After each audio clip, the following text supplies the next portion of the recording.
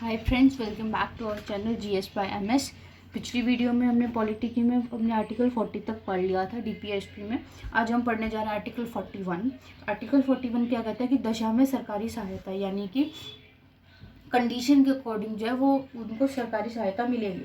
जैसे काम के हिसाब से, शिक्षा, कईयों को जैसे हमारे 14 साल तक के बच्चों की एजुकेशन फ्री है, ठीक है, शिक्षा। फिर आते हैं वृद्धा पेंशन, जो बुजुर्ग है उनको पेंशन मिलती है। विधवा पेंशन, जिनके हस्बैंड नहीं है उनको अलग से पेंशन मिलती है ताकि वो अपना गुजारा आराम से कर सके। फिर आती है विकलांगों को अलग जो है वो पेंशन मिलती है। तो ये सब चीज़ें ये आर्टिकल 41 है भी, अगर गवर्नमेंट जो है वो देना चाहे तो वो दे सकती है, ठीक है। ये टोटली गवर्नमेंट पर है, हम जो है डीपीएसपी में उसके पास नहीं जा सकते, सुप्रीम कोर्ट के पास हम नहीं जा सकते। फिर आता है आर्टिकल 42, यानी न्याय संगत कार्य तथा प्रस्तुति। न्याय संगत यानी कि हर किसी को रीजनेबल काम है। ऐसा नहीं है कि कोई महिला प्रेग्नेंट है तो उसको 9 महीने बहुत कड़ी धूप में काम कराया जाए या फिर बहुत ज़्यादा लेबर का वर्क कराया जाए। तो थोड़ा ह्यूमैनिटी यानी मानवता को देखते हुए थोड़ा एक मतलब उनसे काम कराया जाएगा। ऐसी बात नहीं है क्योंकि पूरे 9 महीने तक किसी को मतलब लीव नहीं दिया जा सकता अगर वो सैलरी दे रहा है। तो इसके लिए गवर्नमेंट ने क्या किया, 6 महीने की मैटरनिटी लीव है 2 बच्चों के लिए फीमेल को, तो प्रस्तुति सहायता उनको वो जो है वो मिलेगी, ठीक।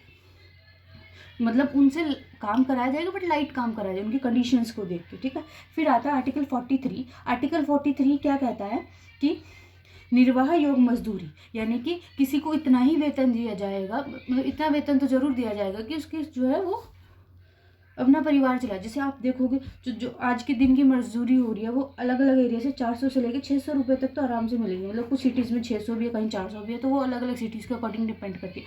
बट ऐसा नहीं है कि हम किसी से पूरा दिन काम कराएं लास्ट में उसको 30 रुपये दे दें, जब इतनी ही दिहाड़ी है तो वो 30 रुपये में वो क्या लेगा, क्या खाएगा, ठीक है। तो कम से कम उसे इतनी न्याय संगत दिहाड़ी, मतलब इतना ज़रूर दिया जाए कि उसका जैसे 400 600 में वो अपना दूध आटा एक दिन का सारा मैनेज कर सकता है। बहुत ज़्यादा मतलब 600 400 से ज़्यादा ठीक होते हैं, मतलब कि एक दिन के हिसाब से, ठीक है। तो वो चीज़ होती है। तो यानी हर किसी को निर्वाह योग्य मजदूरी मिलेगी, ठीक है।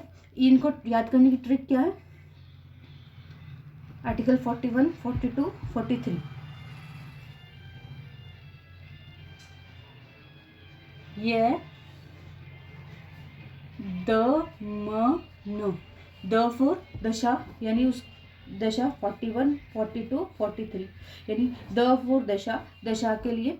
फिर रहते हैं म फॉर यानी मनोचित दशा की। मन 42 में क्या कहते हैं कि मन की कैसी दशा है, यानी कोई बहुत ज़्यादा डिस्टर्ब्ड है और उसको हम मतलब इस तरीके से कर दे तो वो चीज़ भी है। मतलब हर किसी की हर चीज़ों का ध्यान रखा जाएगा, ठीक है। मतलब कोई बीमार है तो उसे लीव लेने का अधिकार है। तो ये कुछ जो छोटी छोटी चीज़ें होती है, बेसिक होती है भी, जिससे कोई इंसान जो अपने काम को लेकर फ्रस्ट्रेट ना हो, तो वो चीज़ें होती है, ठीक है। दशा मनोचित और न से क्या है, निर्वाह योग्य मजदूरी। तो ये 41, 42, 43 ये 3 जो है वो ये आ गए, ठीक है। आइए अब हम पढ़ते हैं 43 का हमें 43 का हमने क्या पढ़ा। 43 का क पार्ट है, एक उद्योग प्रबंधन में कामगारों की भागीदारी। यानी कि देखो एक रूल होता है, मान लो एक पोस्ट होती है, एक सीनियर होता है, एक उससे भी सीनियर होता है, इससे भी सारे मतलब बंदी है भी। ऐसा नहीं है कि जा मैं तेरा काम नहीं करूँगा या कुछ नहीं करूँगा। एक प्रॉपर डेकोरम, एक जो ऑफिस का डेकोरम होता है वो सब चीज़ें मेंटेन करना। जैसे आर्मी में होता है, अगर किसी आपके सीनियर ने कुछ कह दिया तो वो मतलब वो डिसीजन मानना पड़ेगा, ठीक है। तो मतलब कुछ चीज़ें ऐसी होती है जो नॉट पर्टिकुलर यार में कई बार होता है कि बहुत इंपॉर्टेंट होता है वो देश के लिए या कैसे भी लगा लो, तो वो चीज़ें हमें करनी पड़ती है, ठीक है। तो वो 41 का क्या है, उद्योग प्रबंधन में कामगारों की भागीदारी। और मतलब मतलब सबको सबकी बराबर सुनी जाएगी। ऐसा नहीं है कि जैसे भागीदारी, ऐसा नहीं है कि हम एक जैसे कोई, हाँ देखो हर इंस्टीट्यूशन में अलग अलग होते हैं। बड़े अफसर से लेके हर मतलब ग्रेड ए से लेके ग्रेड डी तक के जो है पर्सन होते हैं, मतलब उनकी पोस्ट के अकॉर्डिंग वो मतलब हर अपना अपना काम करते हैं। तो सभी के सहयोग से जो है वो कोई चीज़ चलती है, ठीक है। बड़े नहीं होंगे तो ये छोटे नहीं कर पाएंगे, छोटे नहीं होंगे तो बड़े कुछ नहीं कर पाएंगे, ठीक है। तो ये सब अपने मतलब इनकी भी पूरी मांगे सुनी जाए। ये भी उतने एम्प्लॉय के मतलब हकदार हैं जितने कि ये हैं, तो मतलब सबकी बराबर सुनी जाए। तो ये सब चीज़ें हैं, ठीक है। फिर आता है आर्टिकल 44, समान सिविल संहिता। यानी कि सब कुछ चीज़ें ऐसी है जो सभी धर्मों के लिए बराबर है। जैसे कि सभी धर्मों के लिए विवाह तलाक की शर्तें समान रहेगी, भले ही वो विवाह की रियायत। मतलब देखो कईयों में कल्चर अलग होता है, कईयों में अलग होता है। जैसे कि हिंदुओं में फेरे लिए जाते हैं अग्नि को साक्षी मान के।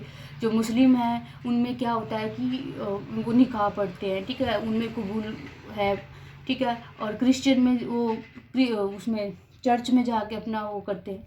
तो ये सब मतलब कहने का मतलब कि सबके लिए चीज़ें सब बराबर हैं, सबकी प्रोसेसिंग मतलब सबका तरीका, कल्चर अलग अलग हो सकता है, सबका करने का तरीका अलग अलग हो सकता है, लेकिन जो शर्तें हैं विवाह की और तलाक की, वो जो है वो बराबर रहेंगी। ऐसा नहीं है अलग अलग होंगे। तो मतलब वो सबके लिए वो कानून एक बराबर है, आप अपनी रस्में अपने हिसाब से कर सकते हो, ठीक है। फिर आता है एक चीज़ और कि दो होती है कि दंड संहिता और एक होती है आचार संहिता। अब देखो 2024 में इलेक्शन होंगे, तो इलेक्शन के टाइम क्या लग जाती है, आचार संहिता लग जाती है। तो वो किन के लिए होती है, वो चुनाव के कानून को आचार संहिता बोलते हैं, और दंड के अपराध के कानून को क्या बोलते हैं, दंड संहिता। दंड संहिता ये किसके लिए, अपराध के लिए, ठीक है। चुनाव के लिए क्या है, आचार संहिता, ठीक है। ये था हमारा आर्टिकल 44। अब आता है हमारा आर्टिकल 45। आर्टिकल 45 क्या कहता है कि 6 वर्ष से कम की आयु के बच्चे को स्वास्थ्य का ध्यान रखना सरकार की जिम्मेदारी है। देखो ये क्या कह रहा है, क्योंकि अब ये देखो 6 वर्ष का कई बार नहीं होता किसी को नॉलेज, मतलब पेरेंट्स को भी नहीं होता, या फिर उन्हें नहीं पता होता कि कौन से टीके कब लगवाने हैं, कितने के बार लगवाने। तो ये सब उनका ध्यान रखना, उनके स्वास्थ्य का ध्यान रखना सरकार की जिम्मेदारी। अब देखो बहुत सारी स्कीम है, इंद्रधनुष वगैरह, ये बच्चों को टीकाकरण के लिए चलाई जा रही है। तो मतलब ये सारी चीज़ें थी संविधान बनाते टाइम कि गवर्नमेंट के अगर पास बहुत ज़्यादा पैसा होगा तो वो सभी के लिए फ्री कर देगी, मतलब अपने अकॉर्डिंग कर सकते हैं अपने बजट को देख के, ठीक है। तो वी आर मतलब उन चीज़ों पे कंपल्शन नहीं है, बट हाँ ये चीज़ें हैं उनके लिए बनी हुई, ठीक है। तो अब क्या आया कि 6 वर्ष से कम के बच्चों के लिए, 6 वर्ष से कम आयु के बच्चों के लिए, कम आयु के बच्चों के लिए सरकार जो है वो ध्यान देगी, मतलब उनके स्वास्थ्य की जो है वो सरकार ध्यान देगी, ठीक है।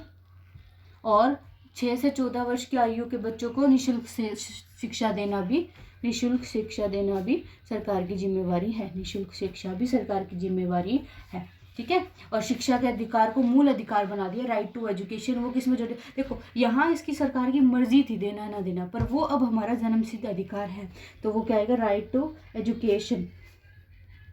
आर्टिकल 21 में कर दिया मौलिक अधिकारों में, ठीक है।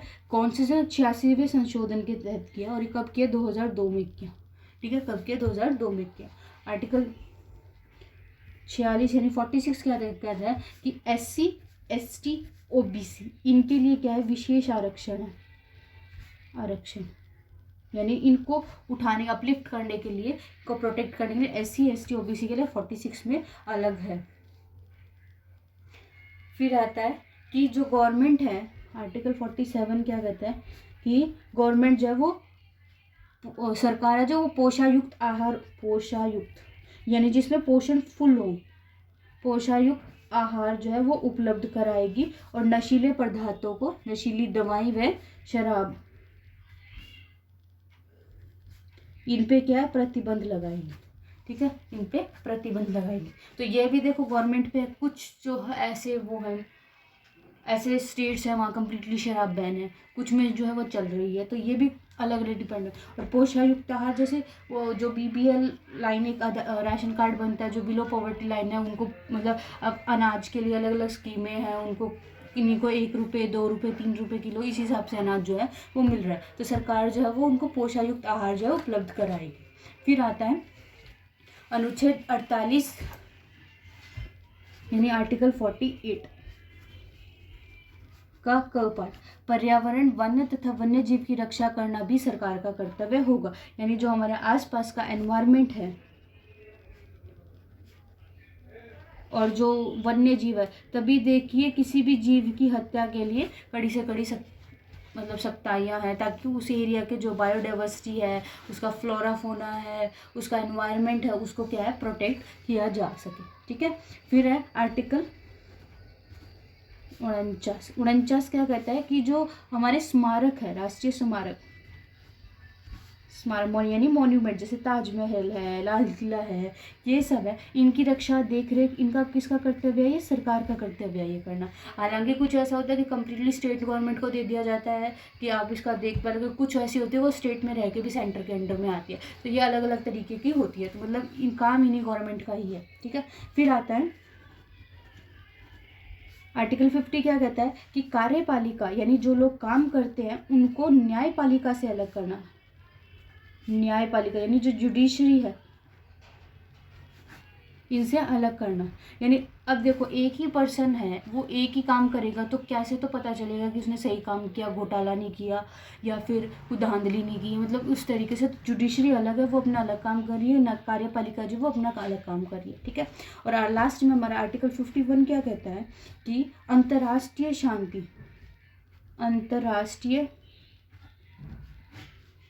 शांति को बढ़ावा देना।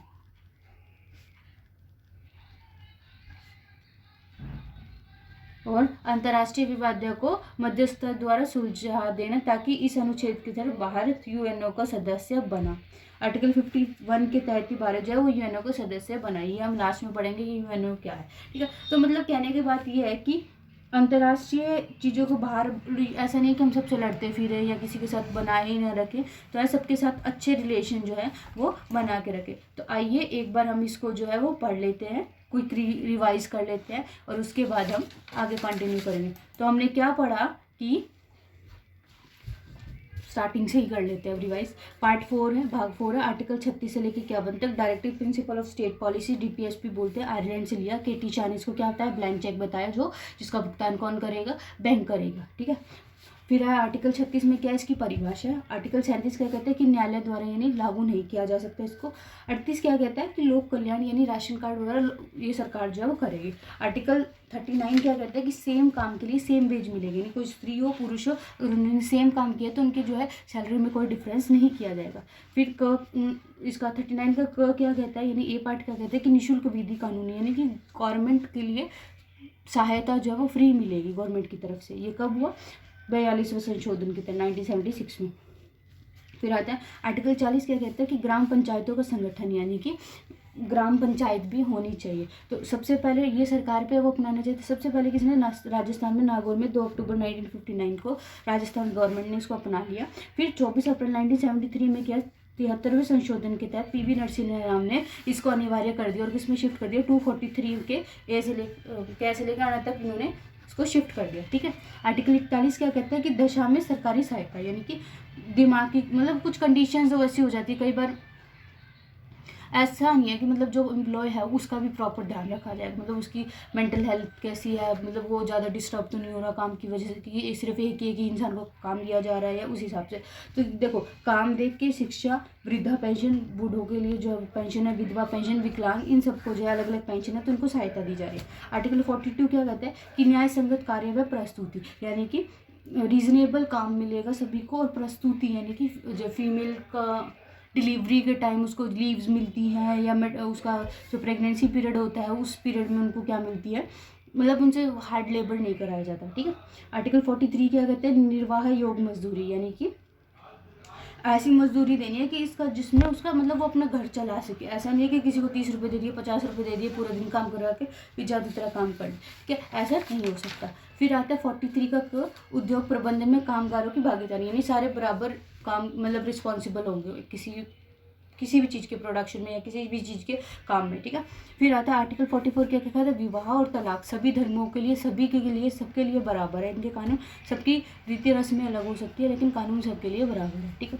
दंड संहिता अपराध की कहते हैं, और आचार संहिता जो है चुनाव के कानून को कहते हैं, ठीक है। फिर आता है आर्टिकल 45 क्या कहते हैं? 6 वर्ष से कम की आयु के बच्चों के लिए सरकार जो है वो निःशुल्क शिक्षा, सरकार जो है सहायता करेगी, मतलब इनकी जिम्मेवारी है। और निःशुल्क शिक्षा देना 14 साल तक के बच्चों की, वो भी किसकी जिम्मेदारी है?